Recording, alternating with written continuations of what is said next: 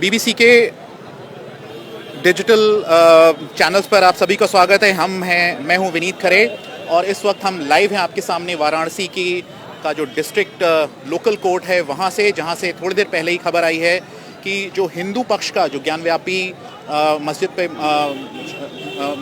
श्रृंगार गौरी माँ का जो पूजा है उसको लेकर जो हिंदू पक्ष की मांग थी कि भी हर दिन वहाँ पर पूजा हो। जो 5 महिलाएं गई थी वहाँ पर, तो वो मेंटेनेबल है। हमारे साथ उत्पल हैं, स्थानीय पत्रकार। उत्पल, आप अंदर थे अदालत में, क्या एग्जैक्टली हुआ है? जी देखिए, ये मुकदमा जो है 5 महिलाओं ने दाखिल किया था श्रृंगार गौरी की पूजा करने के लिए। माँ श्रृंगार गौरी का जो विग्रह है, जो पूजा का स्थान है, वो ज्ञानवापी मस्जिद की जो बाहरी दीवार है उसके बाहरी हिस्से में ये मुकदमा अगस्त में दाखिल किया गया पिछले साल। और 5 महिलाएं एक साथ थी। उसके बाद राखी सिंह उनमें से एक महिला उनसे अलग हो गई और उनके वकील भी अलग हो गए। हालांकि उनका भी मुकदमा इसी में साथ में ही अटैच था। उनके तरफ से उनके जो विद्वान अधिवक्ता हैं वो लोग पैरवी कर रहे थे। 7/11 का सर ये मुकदमा था और पोषणीयता है कि नहीं, ये चलने योग्य है कि नहीं, इस बात पे बहस थी। मुस्लिम साइड का कहना यह था कि चूंकि 600 वर्षों से वहाँ पे मस्जिद कायम है, लिहाजा ये मुकदमा जो है वो चलने योग्य नहीं है, पोषणीय नहीं है।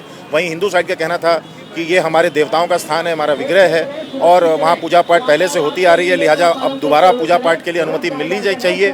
उसी को लेकर के एक बहस चल रही थी। कई दिन तारीख पड़ी लगातार। कोर्ट कमीशन का सर्वे भी हुआ वहाँ पर, जिसको लेकर विवाद हुआ, लेकर के फिर वजू खाना और शिवलिंग, तमाम एक सीरीज ऑफ इंसिडेंट्स होते आए। आज जो है वो 7/11 जो है वो खत्म हो गया, 6/11 इस पर लागू होगा, जिसका मतलब ये है कि अब ये मुकदमा पोषणीय है और मेंटेनेबल है। हिंदू पक्ष का जो कहना था कि मेंटेनेबल है और मुस्लिम पक्ष का कहना था कि भाई जो प्लेस एविडेंस जो था पूरा कि भाई एक जो कैरेक्टर मेंटेन है 1947 के बाद वो चेंज नहीं किया जा सकता है।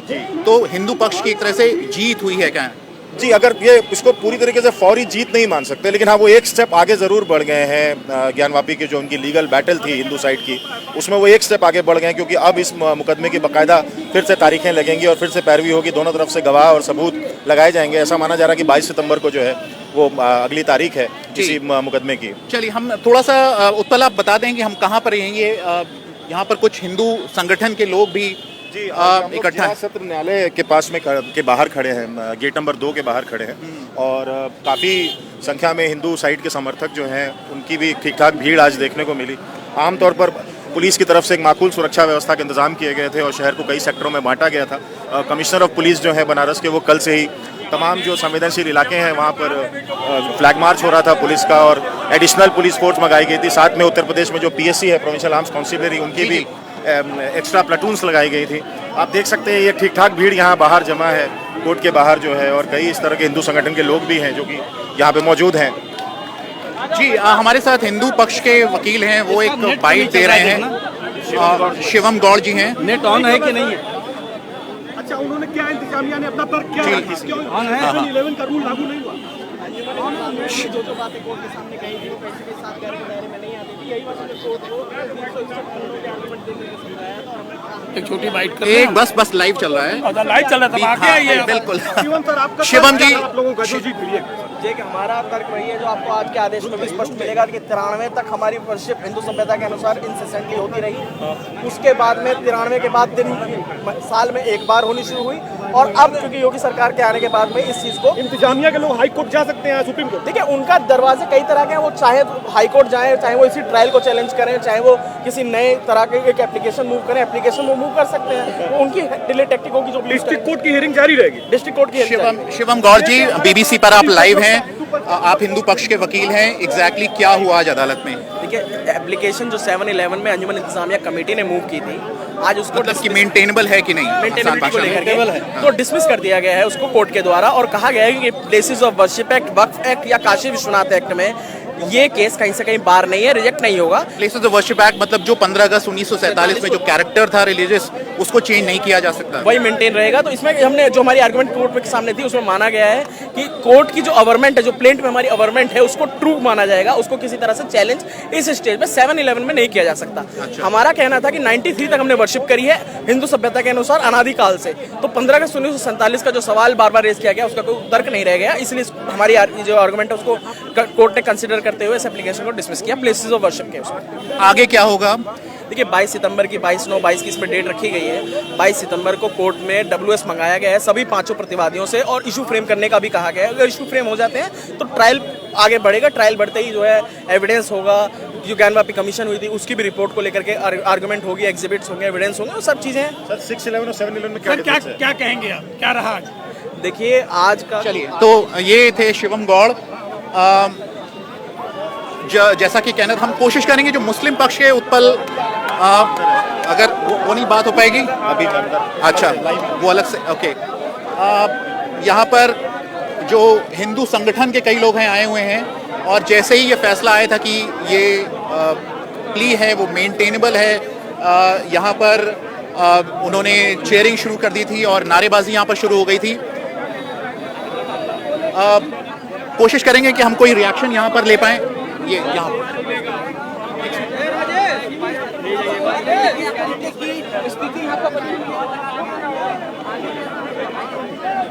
चलिए,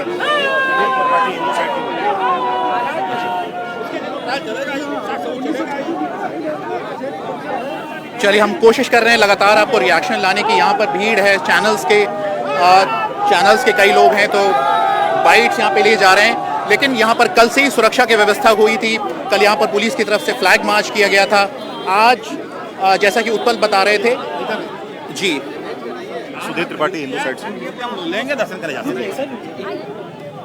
हो गया। एक बीबीसी से हम हैं सर, क्या हुआ एग्जैक्टली और क्या रिएक्शन है आपका? देखिए एग्जैक्टली जो होना चाहिए था न्याय हुआ और न्याय अच्छा हुआ। जो न्याय शास्त्र तर्क संगत थी, विधि सम्यक थी।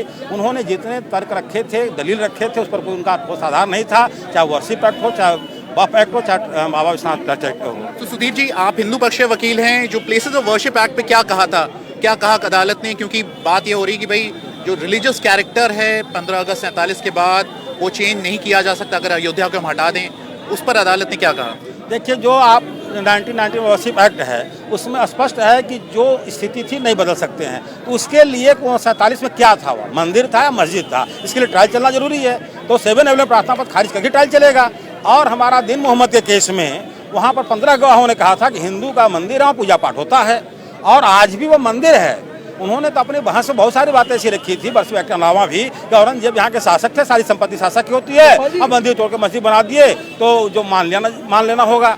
तो ऐसे तर्क से थोड़े काम चलता है। हम लोगों ने सुप्रीम कोर्ट से बहुत सारे रूलिंग दिए थे और बहुत सारे तर्क दिए थे, उसमें कई हाई कोर्ट के तर्क दिए थे, जिससे उनका प्रावधान खारिज हो, ट्रायल चलेगा। जी, तो अभी जो स्टेटस को है, क्योंकि कई लोग जो है आज अदालत में क्या होना है उसको लेकर उनको कंफ्यूजन है, उनको लगता है कि सब कुछ बिल्कुल फाइनली डिसाइड हो गया है, तो वो थोड़ा सा हमें समझा दें कि जो जमीन पर स्थिति है वो क्या बदलेगी, आप नहीं, ऐसा है। आपके माध्यम से मैं दर्शकों को बता देना चाहता हूँ कि विपक्ष का प्रार्थना पत्र यह था कि मुकदमा चलने लायक नहीं है।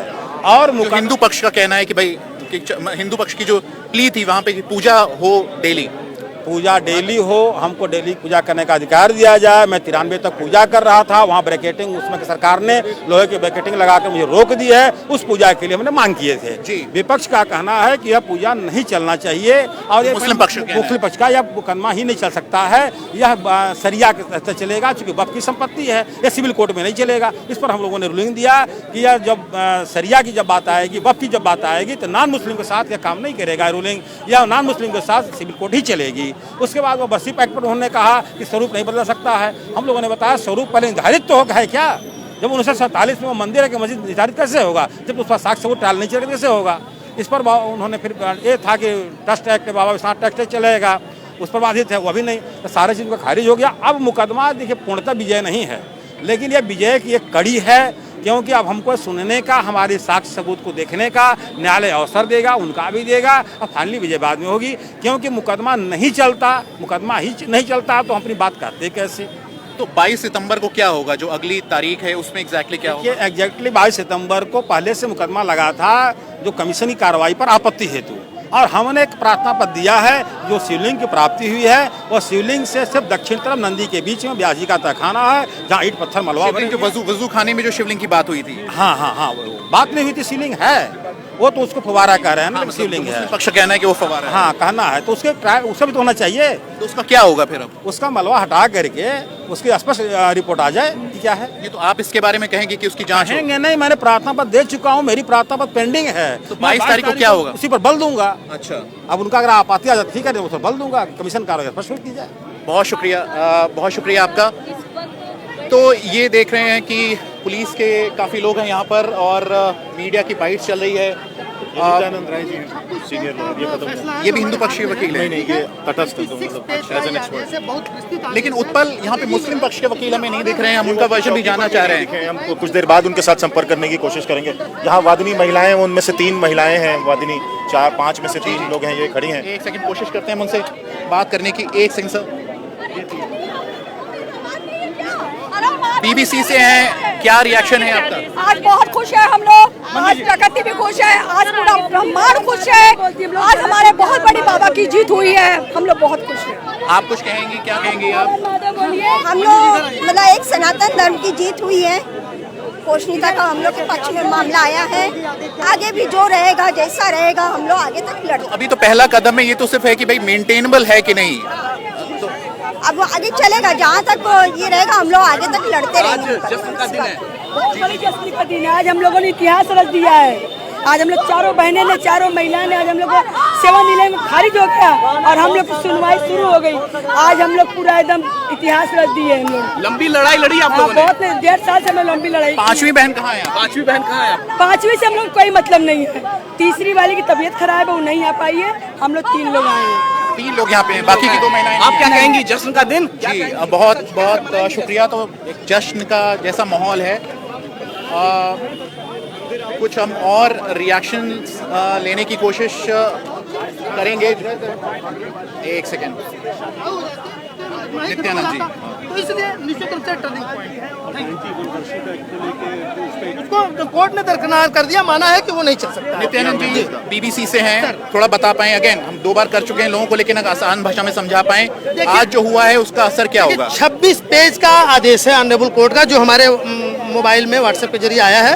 26 पेज के आदेश में ऑनरेबल कोर्ट ने कहा है कि the application 35C filed by defender number 4, मतलब जो अंजुमन इंतजामिया की तरफ से जो एप्लीकेशन दी गई कि यह मुकदमा चलने नहीं लायक नहीं है, उसको ऑनरेबल कोर्ट ने खारिज कर दिया और 22 तारीख को डेट फिक्स किया और ये कहा कि इस दिन आप जितने भी विपक्षीगण हैं वो अपनी जवाबदेही लगा दे। मतलब दावे के खिलाफ आपको जो कुछ कहना है 22 तक कह दें। उस दिन ऑनरेबल कोर्ट इशू फ्रेम करेगी। इशू फ्रेम का मतलब होता है कि उर्दू में उसको तनकी बोलते हैं, हिंदू में वाद बिंदु बोलते हैं। कोर्ट ये डिसाइड करेगी कि आने वाले दिनों में मुकदमे को हमको किन आधारों पे प्रोसीड करना है, तो वाद बिंदु तय होगा। और ऑनरेबल कोर्ट उस दिन बहुत एक लंबी फहरिस्त है, ऑर्डर 1 रूल 10 में लोगों ने पार्टी बनने की दरखास्त दे रखी है। उस ऑनरेबल कोर्ट ने कहा है 22 तारीख को ही हम लोग ऑर्डर 1 रूल 10 मतलब जो पार्टी बनने की दरखास्त दी है उनके भी मैटर को हम डिसाइड करेंगे। यानी नित्यानंद जी आज जो फैसला आया है, मुस्लिम पक्ष के पास ऑप्शन है कि 22 सितंबर तक उनके जो ऑब्जेक्शंस हैं उस पर अपनी बात वो रखें। देखिए 22 तारीख को देखिए ऑप्शन तो उनके पास कई हैं।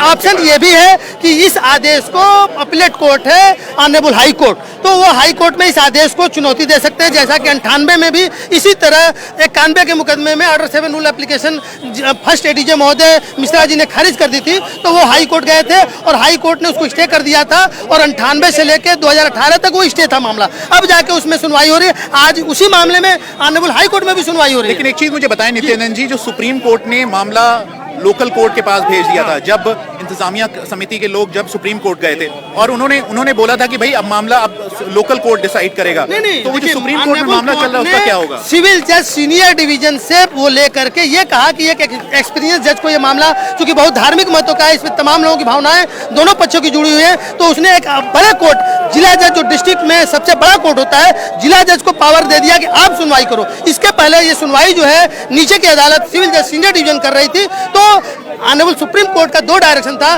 कि आप ऑर्डर 7 रूल 11 फर्स्ट डिसाइड करेंगे और ये सारे मेंटेनेबिलिटी वाला 7-11 उनका चूंकि कहना था कि वर्शिप एक्ट से बाधित है और वर्शिप एक्ट से बाधित होने के चलते मुकदमा नहीं चल सकता है। कोर्ट ने 26 पेज के अपने डिटेल ऑर्डर में ये पूरी तरह क्लियर कर दिया कि मुकदमा प्रोसीड करेगा। एक चीज नित्यानंद जी और बता दें कि ये जो ज्ञानवापी मस्जिद का पूरा मामला है, सिर्फ ये एक ही मामला है, बहुत सारे मामले अलग अलग विभिन्न अदालतों में चल रहे हैं। जो लोग हमें देख रहे हैं एकदम बीबीसी क्लियर पर, कर दे आपका पिक्चर। देखिए, पहला मुकदमा 91 में जब वर्शिप एक्ट लागू हुआ था, उसके सितंबर में लागू हुआ। अक्टूबर 91 में हमारे सीनियर थे दान बहादुर सिंह, जो बार के प्रेसिडेंट रहे, शंकरा तिवारी जो अभी अलाइव है, जिंदा है, अब वृद्ध कचहरी नहीं आते हैं, उन्होंने व्यास जी की तरफ से 91 में पहला मुकदमा दाखिल किया था। वो टाइटल सूट है, टाइटल सूट है, मतलब वो पूरे प्रीमाइसेस को चैलेंज किए थे और ये कहते हैं कि जो मस्जिद है वो मंदिर पर बना हुआ है, लिहाजा यहाँ से इनको बेदखल किया जाए और वहाँ पे मंदिर के लोगों को वो पूरा कब्जा दिया जाए। तो 91 का मुकदमा 97 में वहाँ पे भी ऑर्डर 1 रूल 7 की एप्लीकेशन दी। निचली अदालत ने उस मामले में ऑर्डर 7 रूल 11 की एप्लीकेशन को पार्सली एक्सेप्ट कर लिया था। तो हिंदू पक्ष अपील में जिला जज के यहाँ आया था रिवीजन में। उस रिवीजन को अक्टूबर 22 महीना था, 22 सितंबर 1998 को हिंदू पक्ष में के फेवर में डिसाइड करते हुए नीचे की अदालत को जो ऑर्डर 7 रूल की 11 की एप्लीकेशन थी उसको खारिज कर दिया था। फिर जैसे हमने पहले बताया कि वो हाई कोर्ट में अब पेंडिंग है। तो एक मुकदमा पूरे टाइटल सूट को पूरे वो मूल मुकदमा है। ये जो आज आदेश आया है ये सिर्फ श्रृंगार गौरी के वर्शिप के लिए, पूजा करने के लिए, जो 92 से पहले हिंदू पक्ष वहाँ करते रहे हैं, जो बैरिकेटिंग से सटा हुआ इलाका है। तो ये मसला सिर्फ श्रृंगारी गौरी का जो आज का है, लेकिन सूट और वो सब और अलग इसके मसला है। अलावा भी कम से कम 8-9 मुकदमे और दाखिल हैं। रोज एक नए मुकदमे दाखिल हो रहे हैं जो एक सिविल जज फास्ट ट्रैक कोर्ट में लंबित है, डिफरेंट डेटेड पड़ रही है। तो ये आदेश मान के चलें कि श्रृंगार गौरी का जो पूजा अर्चना का राइट है उसको, उसके लिए मार्ग प्रशस्त करेगा और बाकी जो टाइटल सूट है वो उसको कोर्ट अपने आने वाले समय में अपने ढंग से डिसाइड करेगी। तो निश्चित रूप से एक बड़ा फैसला है। धन्यवाद। नित्यानंद जी, बहुत शुक्रिया। तो नित्यानंद जी जैसे समझा रहे थे कि ये जो पूरा आज फैसला आया है वो माँ श्रृंगार गौरी की जो पूजा अर्चना है उसका मामला है। और ये मामला तब शुरू हुआ पिछले साल जब 5 महिलाएं यहाँ स्थानीय अदालत में आईं और उन्होंने कहा कि उन्हें डेली पूजा की बात की, जिस पर आपको याद होगा कि वीडियो रिकॉर्ड किया गया और वज़ू खाने का पूरा मामला है कि वहाँ शिवलिंग है कि फव्वारा है। और उसके बाद जब मामला उच्चतम न्यायालय के पास पहुँचा तो उन्होंने जो निचली अदालत उससे कहा कि आप ये डिसाइड करें कि ये सूट जो कि 5 महिलाओं की तरफ से दायर किया गया था वो मेंटेनेबल है कि नहीं। और आज अदालत ने कहा है कि ये मेंटेनेबल है, यानी जो हिंदू पक्ष का जो कहना है कि भाई ये जैसा कि नित्यानंद जी कह रहे थे कि पूरा मामला है कि भाई वहाँ पर पूजा हो या ना हो, उससे जुड़ा है। तो अभी इसके अलावा भी बहुत सारे मुकदमे हैं और वो अलग अलग स्टेजेस पर हैं लीगल अदालतों में। 7-11 सॉरी, क्या नाम है आपका सर? एडवोकेट मनीष वर्मा। आज today 7-11 should be rejected in district Varanasi court. हाँ, 3 बिंदु जो उठाए थे उन्होंने कि 1991 के वर्शिप एक्ट से बाधित है, तो उसी के 1990 वर्शिप एक्ट के जो प्रोवाइडेड दैट में सब क्लास 3 सेक्शन के जो प्रोवाइडेड में लिखा हुआ है कि अगर जो है यह चीज़ें जो हिस्टोरिकल जो चीज़ें पाई गई हैं, जो जितने भी चीज़ें शंख का पदम जो चीज़ें मिला है, पुष्प मिला है, तो वो जो है आकृतियाँ मिली हैं, ये सब अगर मिलती हैं तो वो जो उस पर प्रवेल नहीं करेगा। प्रोवाइडेड किसी भी धारा का जो भी परंतुक होता है उस धारा के ऊपर वो प्रवेल करता है। तो इसलिए जो है माननीय हाई मतलब वाराणसी जो डिस्ट्रिक्ट कोर्ट ने उसको जो है 7-11 से अभी नहीं 26 पेज का कॉपी है, अभी मिलेगा थोड़ी देर में। जी आप मुझे बताइए जो मुस्लिम पक्ष है उनके पास क्या ऑप्शंस हैं अभी? उनके पास ऑप्शन नहीं है कि यह 7-11 रिजेक्टेड जो आज हुआ है इसके खिलाफ वो जो है 227 आर्टिकल के अंतर्गत जो सुप्रीम हाई कोर्ट जाए और कोई रास्ता नहीं बचता है। और उसके बाद फर्दर प्रोसीडिंग है इसका मुकदमे की जो लगातार चलती रहेगी। और सुप्रीम कोर्ट ने जो कहा था कि भाई लोकल कोर्ट डिसाइड करे, हाँ तो लोकल कोर्ट ने डिसाइड कर लिया। तो सुप्रीम कोर्ट ने इसलिए कहा था कि लोकल कोर्ट डिसाइड करे कि सारी परिस्थितियों का, सारे कागजात, सारे प्रपत्रों का, सारा जितने भी जो है एविडेंसेस थे वो यहाँ थे। वो जो कुछ कंडीशन में जो है सुप्रीम कोर्ट की इतनी पावर है कि वो पूरा मंगा सकती है, लेकिन उन्होंने कहा नहीं, फर्दर प्रोसीडिंग अभी जो है वाराणसी डिस्ट्रिक्ट कोर्ट ही करे। और डिस्ट्रिक्ट कोर्ट का जो निर्णय होगा उसके बाद जब लीगल एस्पेक्ट की बात होगी, जब कुछ बिंदुएं जब ऐसी होगी जो हमको डिसाइड करना होगा, वहाँ पर सुप्रीम कोर्ट अपना हस्तक्षेप करेगा। अभी प्रथम दृष्टया वाराणसी जिला जज ने मुसलमान पक्षों द्वारा जो पारित जो है एप्लीकेशन जो था 7-11 उसको निरस्त कर दिया है और वो 26 पेज का ऑर्डर थोड़ी देर में आप लोग को मिल जाएगा। बहुत शुक्रिया आपका, थैंक यू सो मच। तो हम एंड में पहुंच गए इस फेसबुक लाइव में। हम कोशिश करेंगे कि कुछ और रिएक्शंस हम आपके पास लेकर आ पाएँ। हम मुस्लिम पक्ष की जो आवाज़ें हैं वो आप तक नहीं पहुंचा पा रहे हैं। लेकिन देख रहे हैं आप यहाँ पर लोग तस्वीरें खिंचवा रहे हैं, सेल्फीज खिंचवा रहे हैं। जो महिलाएं हैं जो इस सूट का हिस्सा थी वो यहाँ पर हैं, उन्हें सुरक्षा मिली हुई है पुलिस की। तो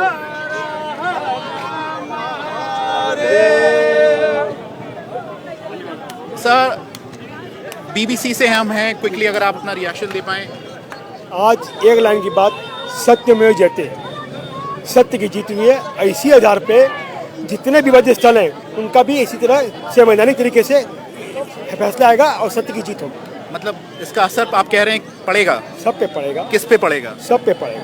सब पर मतलब जो क्या? चीज मेरा है, हमने मांगा प्रेम से, हमने नहीं दिया, आपने कहा लड़ेंगे, लड़के लेंगे। महाभारत में क्या था, लड़के लेंगे। आप जहाँ तक चलेंगे वहाँ तक लड़ेंगे, पीछे नहीं हटेंगे। जी, बहुत शुक्रिया। आपका क्या नाम है? आपका सर शास्त्री नाम है। शास्त्री जी, क्या कहेंगे आज जो अदालत में जो मेंटेनेबिलिटी पर कहा है कि मेंटेनेबल है, सही है मुकदमा? आज जो भी फैसला हुआ वो बहुत सकारात्मक फैसला है और यह काशी वासियों के लिए और काशी के जनमानस के लिए बहुत बड़ा दिन रहा है। आज सुबह से ही जिस तरह से वातावरण रहा है, देखते हैं कि दो बार बारिश हुई, उसमें इस समय सूर्य नारायण प्रकाशित हुए हैं। उसी तरह से इस सुबह से बादल थे यहाँ पे। जी 2 बार बारिश हो चुकी है और आप लोग का बहुत बहुत बधाई है कि आप लोगों ने बहुत मेहनत किया है। आप देखिए कि इस समय सूर्य का प्रकाश पूरा पड़ रहा है। इनकी सारी चीज़ों को एक तरह से कचरा समझ करके, मोबाइल हैंग करने लगता है ना, तो उसमें कचरा जो होता है उसको किनारे कर दिया जाता है। आज यह छोटी सी विजय, आप काशी वासियों को बहुत ढेर सारी बधाई। जय श्री राम, जय श्री राम। आप क्विकली अगर before we finish the live कुछ कोई रिएक्शन होगा आपका? मेरा ये कहना है कि तमाम साक्ष्यों और दलीलों को देखते हुए प्रथम दृष्टया स्थानीय न्यायालय ने इस बात को महसूस किया कि वहाँ कुछ है जो सुनवाई के योग्य। अभी तो श्रृंगार माँ श्रृंगार गौरी की पूजा को लेकर मामला है ना, अभी तो आप जो बात कर रहे हैं वो तो लार्जर केस की, वो तो बहुत सारे मामले चल रहे हैं। तो ये तो बेसिकली लिमिटेड पूजा को लेकर है ना। जी। तो अब वहाँ पर जो है न्यायालय ने इस बात को महसूस किया कि वहाँ कुछ है जी, इसलिए यह मामला सुनवाई के योग्य है। बस 60 में इतनी ही बात मैं कहूँगा कि न्यायालय ने ये कहा कि यह मामला सुनवाई के योग्य है और इस मामले पर विचार करना होगा और ये विचारणीय बिंदु अब एक स्टैंड करेगा और इसके बाद आगे जो अन्य न्यायालय हैं उनका जो फैसला आएगा वो देश को स्वीकार करना। बहुत शुक्रिया। क्या नाम है आपका? शास्त्री विकास उपाध्याय। बहुत शुक्रिया विकास उपाध्याय। तो ये बेसिक सेंस है यहाँ पर, मेंटेनेबल है, अदालत ने कहा है, लिमिटेड है, लेकिन बहुत सारे मुकदमे चल रहे हैं और यहाँ पर कल से ही यहाँ पर सुरक्षा व्यवस्था कड़ी थी, जैसा कि मैं पहले कह चुका हूँ। यहाँ पे पुलिस का फ्लैग मार्च हुआ, यहाँ पर भी अभी भी पुलिस के बहुत सारे लोग तैनात हैं। आगे इस मामले का क्या होगा अगले, जैसा कि बार बार वकील भी कह रहे हैं 22 सितंबर को मामला होगा, अदालत में होगा। उस वक्त क्या पोजीशंस होंगी, जो हिंदू पक्ष है, मुस्लिम पक्ष की, वो हमें देखनी होंगी। मुस्लिम पक्ष का क्या कहना है, हम अभी भी किसी भी वकील हमें यहाँ पर नहीं मिल पाया है, हम अंदर भी थे, हमें कोई नज़र नहीं आया। तो वो हमें देखना होगा कि वो इस केस को आगे कैसे ले जा पाते हैं। मुझे विनीत खरे को बनारस की निचली अदालत के गेट के बाहर, जहाँ पर इंटरव्यूज़ चल रहे हैं और पुलिस की बड़ी संख्या है, मुझे विनीत खरे को दें अनुमति।